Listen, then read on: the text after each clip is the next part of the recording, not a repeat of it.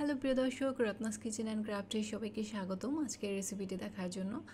যারা কফি পছন্দ করেন, কফি প্রেমী আছেন, তাদের জন্য আজকের রেসিপিটি। আজকে কফি দিয়ে একটি সুন্দর ডেজার্ট তৈরি করে দেখাবো, সেটা হচ্ছে কফি পুডিং। চলুন তাহলে সিম্পল এবং ডিলিশিয়াস এই রেসিপিটি কিভাবে তৈরি করেছি দেখে নিই।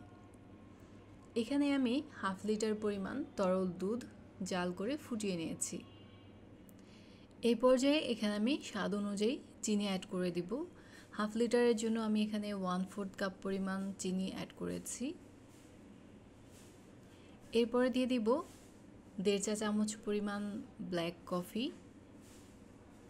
নেস্টলে যে কফিটা আছে সেইখান থেকে আমি 1.5 চা চামচ পরিমাণ কফি এখানে অ্যাড করে দিচ্ছি। দুধ কিন্তু খুব বেশি পরিমাণে জাল করার দরকার নেই, জাস্ট বলক উঠে আসলেই বাকি উপকরণগুলো অ্যাড করে এটাকে পরবর্তী স্টেপে যেতে হবে।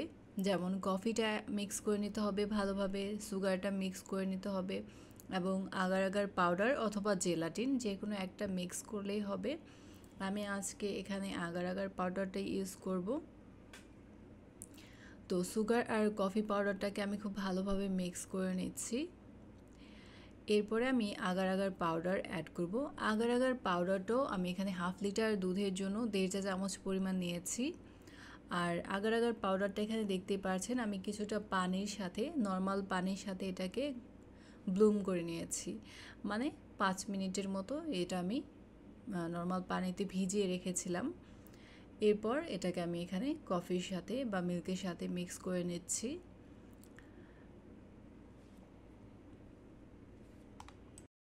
আগার আগার পাউডার অথবা জেলাটিনটা যদি আমরা সরাসরি গরম দুধ অথবা পানির সাথে অ্যাড করি সেক্ষেত্রে কিন্তু এটা দলা পেকে যাবে, এটা কিন্তু ভালোভাবে মিক্স হবে না।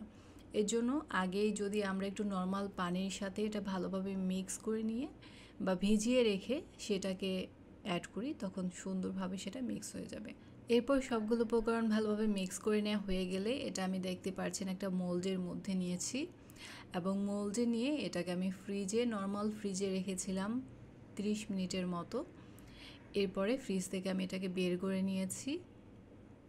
এবার মোল্ড আউট করে নিচ্ছি।